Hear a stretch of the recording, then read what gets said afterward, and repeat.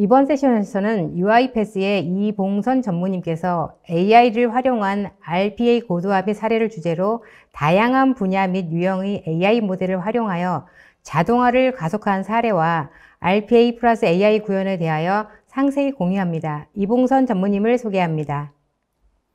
안녕하세요. 소개받은 이봉선입니다. 지금 RPA는 이제 업무 자동화에 많은 기여를 하고 있고, 또 RPA를 통해서 그 업무 자동화를 하면서 좀 더 이제 가속화하는 그런 역할로 AI를 접목하는 사례가 많이 늘고 있습니다. 그래서 이제 RPA 플러스 AI라고 이제 보통 그 말을 하고 있는데, 오늘은 제가 이제 그 RPA 플러스 AI가 이제 어떤 그 기술로 인해서 어떻게 변화가 되고 있는지, 또 그걸 적용했던 그 사례, 또 적용할 수 있는 사례, 이런 걸 좀 살펴보도록 하겠습니다. 그래서 오늘 제 목차는 처음에 이제 RPA를 추진하는 기업들이 많이 있는데, 이런 기업들의 RPA 추진 유형이 좀 있습니다. 근데 이제 그 유형별로 모든 유형을 다 채택하고 이제 추진하는 그런 유형을 완전히 자동화된 엔터프라이즈라고 저희가 명명을 하고 있어서 그거에 대한 설명을 좀 드리고, 그 다음에 이제 RPA 플러스 AI라는 말을 많이 그 시장에 나오는데, 그게 이제 과연 어떤 걸 RPA 플러스 AI라고 하는지 대한 설명을 좀 드리고, 그 다음에 이제 AI 적용 가능한 영역을 좀 알려드리고, 그다음 실제 이제 업무 적용한 사례, 이런 순서로 진행을 하겠습니다. 그래서 이제 완전히 자동화된 엔터프라이즈라는 거는 사실 조금 어색한 표현이긴 한데, 이게 영어로 이제 fully automated enterprise를 한글로 풀다 보니까 이제 이렇게 좀 어색하지만 자꾸 들으면 또 익숙해집니다. 그래서 완전히 자동화된 엔터프라이즈라는 거는 4가지 구성 요소가 있는데, 편의상 제가 유형으로 말씀을 드리겠습니다. 첫 번째 유형은 보통 이제 기업에서 회사의 이제 전반적인 그 백오피스 업무, 이런 업무들 중에서 반복적이고 그런 업무들을 이제 자동화하는, 그 다음에 이제 그거는 회사의 공용 관리하는 그런 로봇을 활용해서 적용하는 사례가 되겠습니다. 그래서 1번 유형이 가장 지금 시장에서 이제 RPA를 한다고 하면 가장 먼저 시작하는 게 1번 유형이 되겠고요. 그래서 이제 두 번째 유형은 그 부서 단위로 봤을 때 그 부서의 공통 업무, 이런 업무들이 있는데, 이 공통 업무들을 그 부서 내에 있는 파워 유저나 또는 이제 아까 말씀드린 회사 공통으로 이제 관리하는 그런 COE 팀의 전문 개발자가 이제 개발한 그런 공통 업무를 일반 그 부서의 그 직원들의 그 PC에 로봇을 설치해서 자동화를 하는 겁니다. 그래서 이게 이제 두 번째 유형이 되겠고, 세 번째 유형은 개인의 PC에 그 로봇을 설치하고 하는 건 똑같습니다만, 그 본인의 업무를 본인이 직접 그 로우 코드, 즉 이제 좀 이제 앞에서 COE 기반의 그런 개발 툴은 좀 전문 개발자용이라고 하면, 요 현업 개발자용 그 툴은 약간 좀 쉬운 그런 툴을 가지고 직접 자기 업무를 본인이 개발해서 자동화할 수 있는 그런 유형이 세 번째 유형이 되겠습니다. 그리고 이제 마지막으로는 이제 오늘 주제와 연관되어 있는 AI를 활용하는 그런 그 유형이 되겠고, AI를 활용하게 되면 기존에 이제 RPA로만 자동화했을 때에 비해서 굉장히 많은 자동화 가능 영역이 굉장히 크게 그 확대가 되기 때문에 자동화의 그 속도가 더 훨씬 가속화된다, 이렇게 얘기를 하고 있고, 이건 이제 가트너에서도 이제 그 작년에 발표한 그 하이퍼 오토메이션의 한 축이기도 합니다. 그래서 앞에서 말씀드린 요 4가지 유형의 완전히 자동화된 엔터프라이즈를 구현하기 위해서는 지금 보여드리는 요 플랫폼, 그 자동화 플랫폼이 필요한데, 즉 이제 엔드 투 엔드라고 저희는 표현을 합니다. 엔드 투 엔드라는 의미는 자동화를 하기 위해서 이제 처음에 하는 일이 대상 과제를 발굴하는 일이 가장 처음에 해야 될 일입니다. 그래서 과제를 발굴하는 데 있어서 보통은 이제 현업들이 아이디어를 내고 그거를 이제 매뉴얼리 정리하는 그런 과정을 거치게 되는데, 이 발굴 단계에서 필요한 그런 그 기능들이 있습니다. 솔루션이. 예를 들면 이제 프로세스 마이닝이나 타스크 마이닝 같은 그런 솔루션들을 활용해서 직접 그 툴을 통해서 AI를 기반으로 한 프로세스 마이닝이나 타스크 마이닝을 통해서 발굴을 함으로 인해서 훨씬 더 빠른 속도로 과제를 RPA 적용 대상 과제를 발굴할 수 있는 이점이 있고, 그 다음에 이제 개발은 아까 말씀드린 것처럼 전문 개발자와 현업이 쓸 수 있는 시티즌 개발자들이 쓸 수 있는 쉬운 개발 툴이 있다고 말씀드렸습니다. 그리고 이제 관리나 실행 단계에서는 일반적인 RPA 그 벤더들이 가지고 있는 그런 솔루션과 유사한 기능들을 가지고 있고, 그리고 이제 참여라는 또 하나의 이제 팩터가 있는데, 참여라는 의미는 이 프로세스 중에서 업무 프로세스 중에 중간중간에 이제 사람이 보고 승인을 하거나 또는 검증을 해서 또 결제를 하거나 뭐 이런 과정이 필요한 그 프로세스들이 있는데, 지금까지는 이제 그런 프로세스들까지는 RPA로 자동화를 못 했었습니다.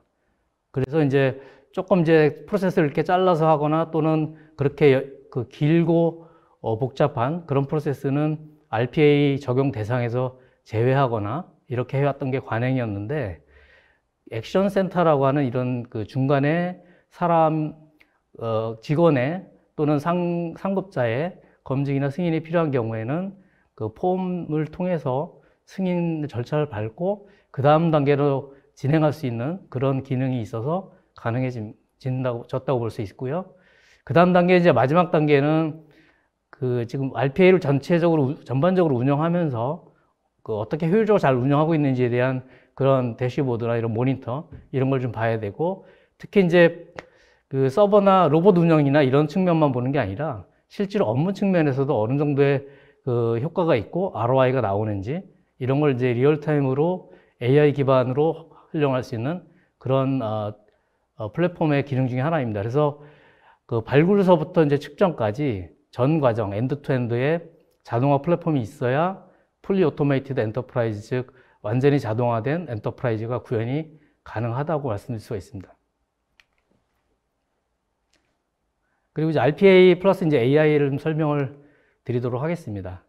그래서 RPA는 뒤에서 잠깐 제가 설명을 드리겠지만, 이미 많이 알고 계시지만, 사람이 하는 그런 단순하고 반복적인 그런 일을 대신 따라서 하는 그런 역할이고, 사람이 하는 일만 따라하는 그 역할밖에 없습니다, RPA는.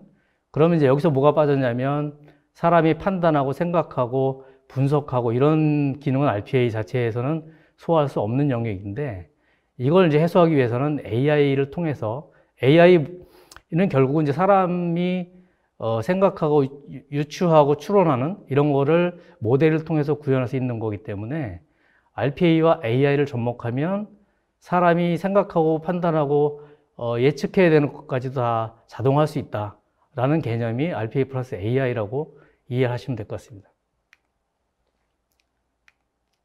그래서 제가 이제 설명 조금 전에 드린 것처럼 RPA는 파일 간의 이동이나 또는 복사, 붙이기, 뭐 이메일 수신, 발신 또는 이제 그 정형 문서에서 데이터를 추출하기, 뭐 이런 것들을 할 수 있습니다. 그러니까 그 굉장히 정형화된 또는 반복적이고 이 루틴화되어 있는 그런 업무 처리는 가능합니다.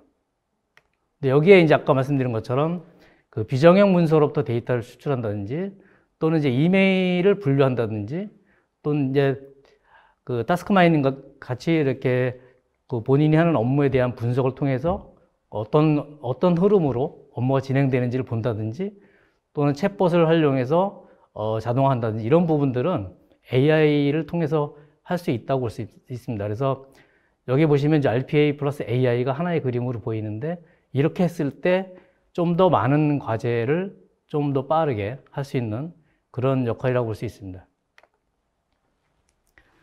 그리고 여기서 이제 좀 봐야 될 거는, 이제 AI가 많이 그 화제가 되어 있는 지 이미 오래됐고, 웬만한 기업들은 자체 내에 AI 팀, 데이터 사이언티스트 팀이 있을 정도로 많이 확산되어 있는데, 그 AI가 쉽게 업무에 적용돼서 확산되기 어려운 그 부분 중에 하나가 이제 RPA를 통해서 업무 자동화를 하는 팀이 COE 팀이 따로 있고, 그다음에 이제 AI를 추진하는 팀이 별개의 부서로 또 존재하는 그 기업들이 많이 있습니다.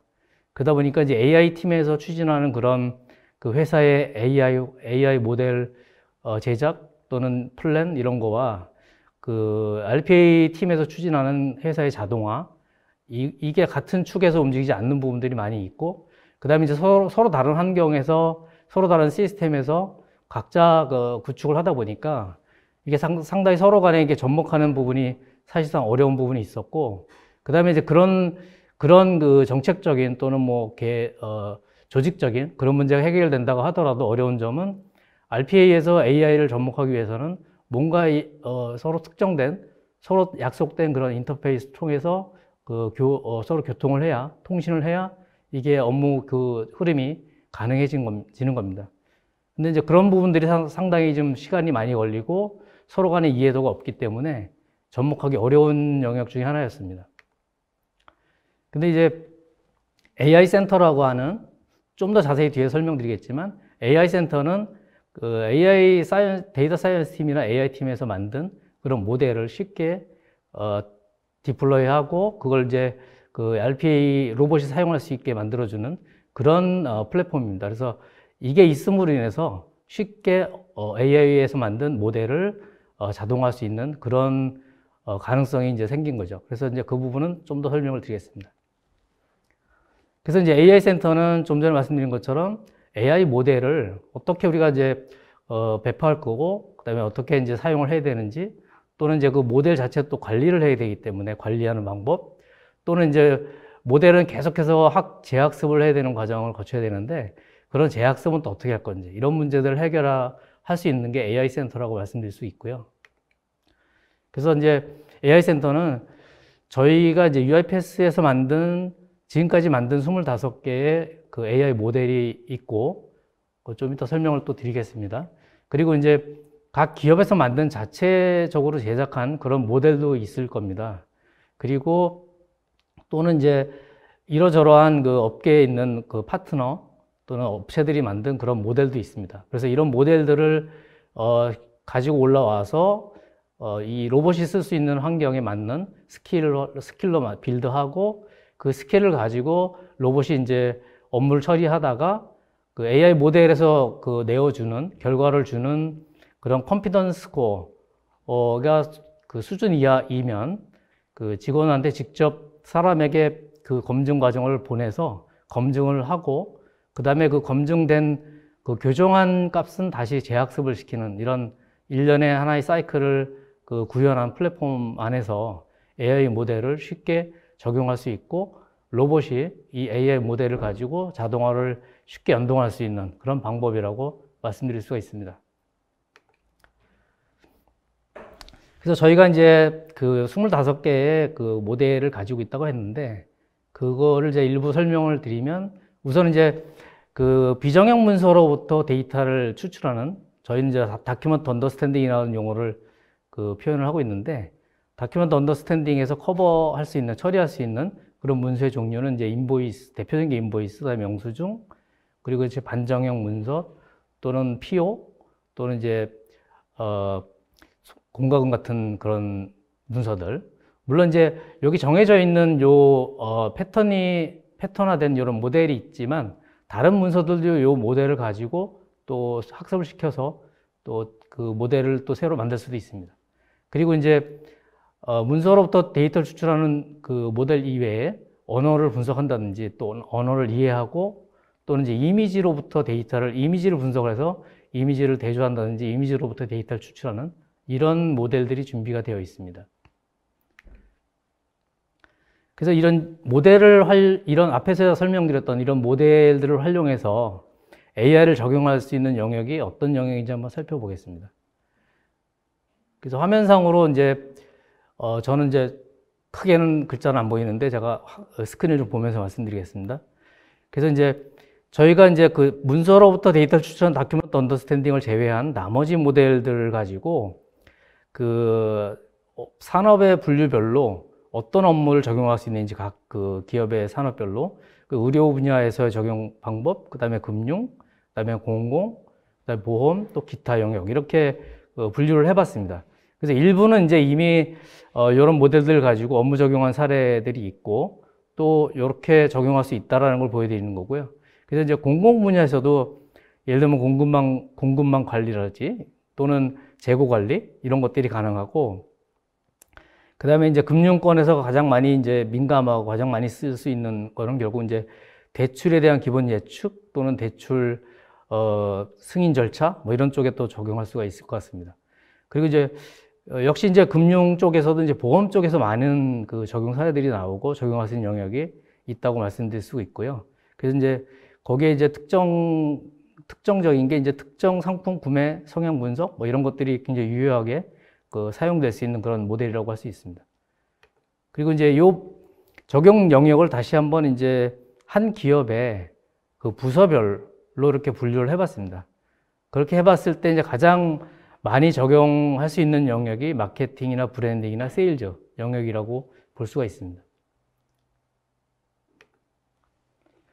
그래서 앞에서 설명드린 이제 그런 적용 가능 그 영역에 대해서 몇 가지를 좀 이렇게 개별적으로 좀 설명을 드려보겠습니다. 보통 이제 기업들이 이제 대고객 서비스나 제품을 생산해서 판매하고 서비스하고 있기 때문에 상당히 많은 양의 이메일을 통한 고객의 어떤 문의나 또는 컴플레인이나 또 이런 부분들이 많이 접수가 되는데, 보통 기업에서는 이제 이런 이메일을 보고 어떤 부서에 이걸 보내야 되는지를 분류하는 그런 담당자가 있는 기업들도 상당수 있습니다. 또는 이제 콜센터에 있는 에이전트들이 이걸 또 분류하는 기업들도 있고, 그래서 이게 수작업으로 많이 분류를 하기 때문에 AI 모델을 통해서 분류하는 사례를 좀 보여드리고요. 이거는 이제 이메일이 접수가 되고 접수된 이메일을 로봇이 이메일 AI 모델 쪽으로 보내고 AI 모델이 이메일을 분류해 가지고 이메일 텍스트 클래시피케이션이라는 그런 AI 모델을 사용해서 분류해서 이게 어떤 부서에 온 문의사항 또는 컴플레인인지 그걸 또 분류해낼 수가 있고, 또는 이제 이 이메일 상에서 있는 그런 키워드를 분석해서 어떤 종류의 FAQ 질의사항이나 또는 이제 불만사항이 가장 많았는지 이런 것도 분류해낼 수가 있습니다. 그리고 또 다른 유형은 이제 이 텍스트로부터 이제 텍스트 클래시피케이션이라고 하는데요. 그래서 텍스트로부터 이 키워드나 이런 부분들 분류해서 적용한 사례인데, 여기서 이제 이력서 분류 데모가 있고요. 옆에 데모 화면이 있는데 지금 이제 제가 이 방송으로 이 영상을 틀기가 상당히 이제 어렵더라고요. 전에도 해보니까. 그래서 이제 따로 영상을 틀지는 않을 건데요. 저희 자료를 보내드리면 이 자료에서 확인 가능하실 것 같고요. 그래서 이제 설명만 드리면 이력서가 보통 이제 이메일로 이력서가 오든지 또는 전달된 이력서를 HR 담당자한테 이렇게 전달하게 되는데, 그렇게 됐을 때 이제 이력서로부터 이 사람이 어떤 직종에 어플라이 한 건지를 분류해내는 그런 방법이라고 볼 수 있습니다. 그래서 이제 이런 텍스트 클래시피케이션의 이것도 역시 텍스트 클래시피케이션 모델을 이용해서 텍스트 분류 이런 모델을 이용해서 분류를 할 수 있고, 또 여기에 이제 이력서뿐만 아니라 아까 잠깐 설명드린 고객의 어떤 서비스 요청이랄지 또는 서베이 결과 뭐 이런 부분들도 AI 모델을 통해서 쉽게 분류해서 그거를 자료화할 수 있습니다. 그리고 다음 모델에 대한 설명은 센티멘트 어널리시스라고 보통 얘기하는데, 저희는 이제 감성 분석 또는 감정 분석 이렇게 이제 얘기를 합니다. 그래서 이제 이게 여러 가지 이제 브랜드 인지도나 또는 이제 제품 리뷰 또는 이제 고객 리뷰 이런 것들을 회사로 들어오는 이메일이나 또는 이제 SNS 상에서 있는 그런 정보들을 취합해서 그런 분석들을 할 수가 있는데요. 각 기업에 해당 기업에 해당되는 내용들이 SNS 상이나 또는 이메일 상으로 어떻게 평가가 되고 있는지, 이게 우리 브랜드에 대해서 부정적인 건지 또는 이제 긍정적인지 중립적인지 이런 것들을 분석할 수가 있습니다.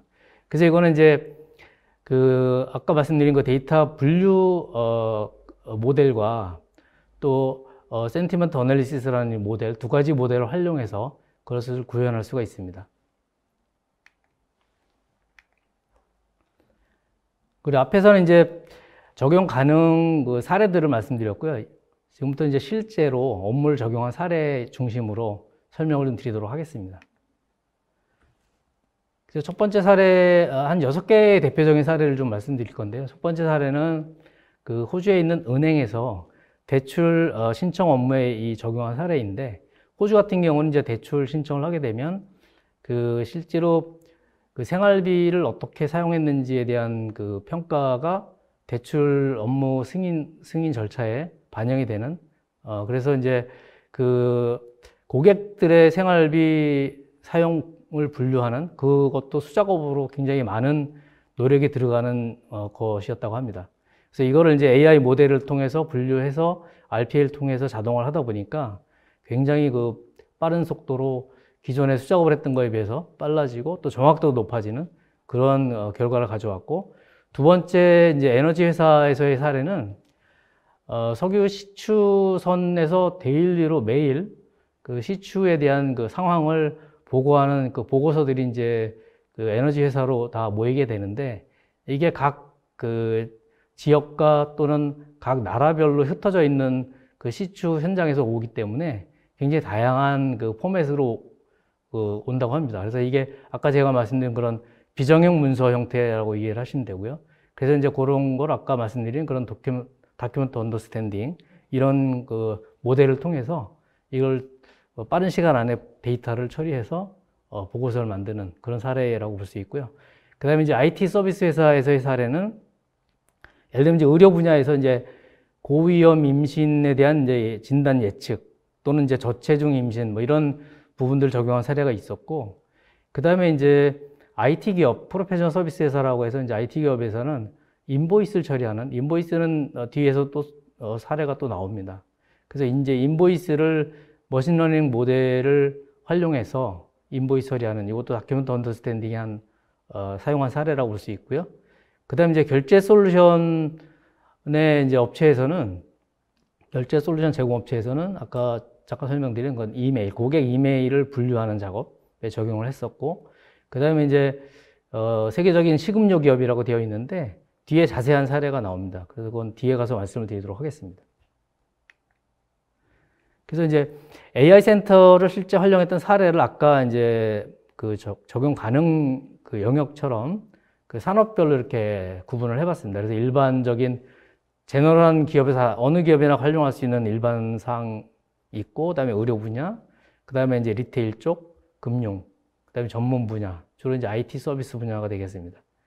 그래서 일반 분야에서 조금 저희가 이제 그 볼 부분은 이제 헬프데스크 응답 같은 부분, 또는 이제 가장 민감한 게 이제 고객 이탈, 어느 기업이나 이제 고객 이탈에 대한 부분에 대한 예측, 이런 게 어느 기업이나 적용 가능한 영역이라고 볼 수 있고, 그 다음에 이제 컴퓨터 비전이라는 이런 기법과 AI 기법을 활용해서 그 비주얼 검사, 그 품질에 대한 비주얼 검사가 가능한 그런 영역도 있습니다. 그리고 의료 분야는 좀 전에 설명드린 그런 임신 위험도 평가, 이런 부분도 적용한 사례가 있고, 그 다음에 이제 클레임 거부 성향에 대한 예측, 뭐 이런 부분도 있습니다. 그리고 리테일 쪽으로 갔을 때는 이제 포장에 대한 품질 평가, 포장이 제대로 잘 되어 있는지를 비주얼하게 볼 수 있는 그런 부분들이 있고, 또는 재고 관리, 그리고 상품화 계획, 또 가장 이제 많이 적용할 수 있는 사례가 이제 상품 추천이 되겠죠. 그리고 이제 금융 쪽에서는 이제 역시 이상거래 탐지가, 이거는 빅데이터 시절부터 계속해서 이제 업무를 개선하고 있는 영역 중에 하나이고요.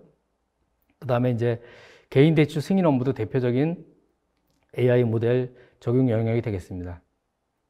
그리고 전문 분야로 가면 보통 이제 그 IT 서비스 회사들이 그 입찰에 많이 응찰을 하게 되는데, 입찰하는 방법이 이제 그 입찰 공고가 나온 것을 쭉 서치해서 어느 입찰에 우리가 응찰을 했을 때 가장 그 수익도 좋고 또 이제 윈 레이쇼가 높은지, 성공 확률이 높은지를 그 매뉴얼로 분석을 해가지고 수작업을 해서 그거를 이제 응찰할 거냐 말 거냐, 또는 그런 이제 입찰 공고 나온 걸 뒤지는 것조차도 사실은 이제 수작업에 의존할 수밖에 없었는데, 요거를 이제 RPA와 AI 모델을 통해서 그걸 효율적으로 어떤 RFP 또 어떤 입찰에 우리가 응찰했을 때 가장 효과적인지 이런 걸 분석한 사례가 있습니다. 그리고 이제 각종 그 차트에 있는 데이터들이 많이 있는데 차트로부터 데이터를 분류해내기가 어려웠었는데 이것도 이제 이미지 처리하는 그런 모델을 통해서 각종 차트로부터 데이터를 추출할 수 있는 이런 사례도 있습니다.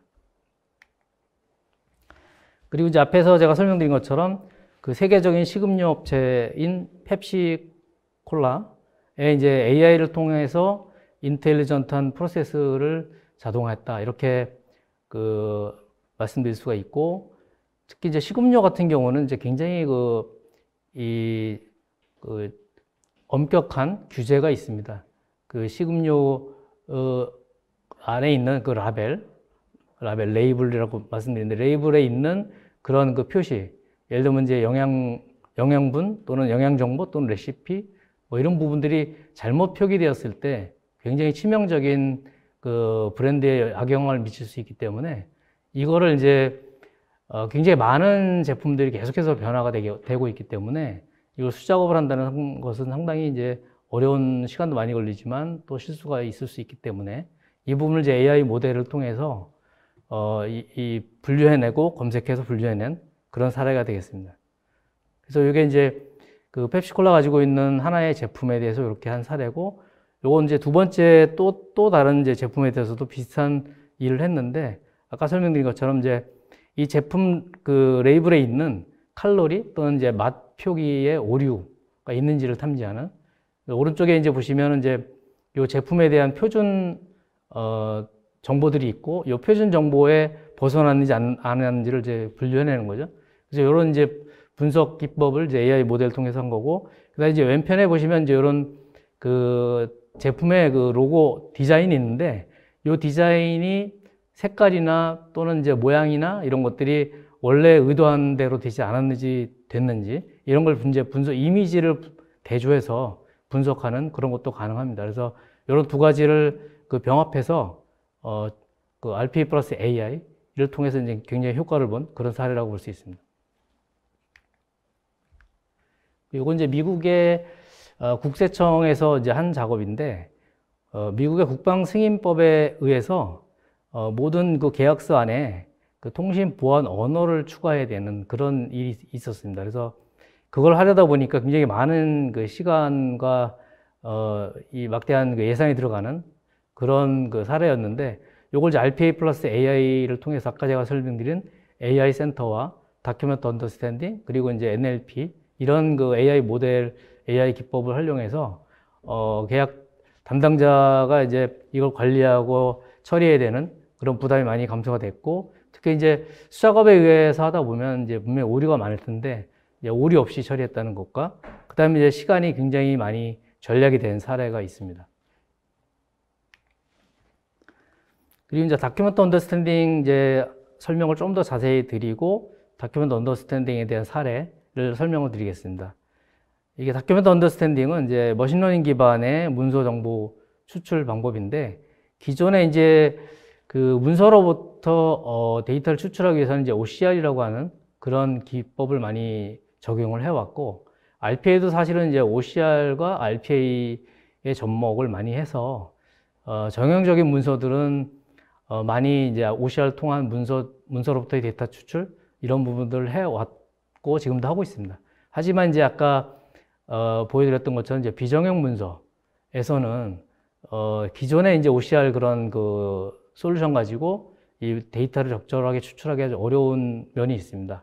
그래서 이제 그런 비정형 문서들을 그 학습을 시켜서 그 어느 위치에 우리가 원하는 데이터가 있는지를 학습을 하고, 그러면 이제 유형이 위치가 조금 다른 그 문서들이 들어오더라도 그걸 파악을 해서 그 데이터를 추출할 수 있는 그런 방법이라고 할 수 있습니다. 그래서 다큐멘트 언더스탠딩의 총 과정은 첫 과정은 이제 레이블링이라고 해서 우리가 원하는 데이터가 어디에 있는지 그리고 이게 어떤 데이터인지를 확정 지어주는 그런 이제 로드 텍소너미에 해당되는 단계가 있고, 그 다음에 이제 역시 이제 OCR을 통해서 디지타이제이션은 해야 되고요. 그리고 이제 데이터 추출하고 출출된 결과가 정상적으로 잘 추출되었는지를 검증하는 또 사람의 판단을 맡기는 이런 과정이 있겠습니다. 그래서 요거의 사례가 저희가 이제 LG 화학에서 이제 이런 그 기존에 이제 OCR로 처리도 했었고 요걸 다시 DU로 적용을 했었는데 그거의 이제 그 효과가 기존 하나의 과제당 그 기존 방법을 했을 때는 15멤버스 정도가 소요됐다면 지금 DU를 했을 때는 과제당 1멤버스 또는 2멤버스 정도면 충분히 처리가 가능한 굉장히 빠른 시간 안에 처리가 가능하다고 입증이 되었습니다. 그리고 이제 머신러닝 기반의 DU로 처리할 수 있는 이제 그 문서들에 대한 그 종류가 여기 보이시고요. 그 다음에 이제 그거에 대한 처리 결과와 또는 이제 아까 제가 말씀드린 컨피던스 스코어가 이제 옆에 오른쪽 아래에 있습니다. 그리고 이러한 다큐멘트 언더스탠딩을 통한 그 AI 적용 대상 문서 사례가 이제 아까 이제 산업별로 이렇게 분류해 보면 여기 확인 가능하시고요. 그 다음에 이제 이것은 저희 UiPath에도 이제 COE가 있는데 이 COE에서 아까 제가 말씀드린 이제 태스크 마이닝 잠깐 설명드렸었는데 태스크 마이닝을 통해서 과제 발굴을 어떻게 했는지 잠깐 설명드리고 또 진행을 하겠습니다. 그래서 태스크 마이닝은 그 해당 그 직원의 PC에 그 레코더를 설치해서 설치해서 이제 그 로그 데이터를 AI를 통한 분석을 통해서 그 과제의 적합성을 판단하는 그런 기법이라고 할 수 있고 저희가 이걸 통해 성공적으로 인보이스 처리하는 거를 발굴해서 적용을 했었습니다. 네, 오늘 시간이 조금 타이트하게 제가 진행을 해서 몇 가지 설명드리고 나머지 뒷부분은 자료를 보시면 이해를 하실 수 있을 것 같습니다. 네, 지금까지 경청해 주셔서 감사합니다.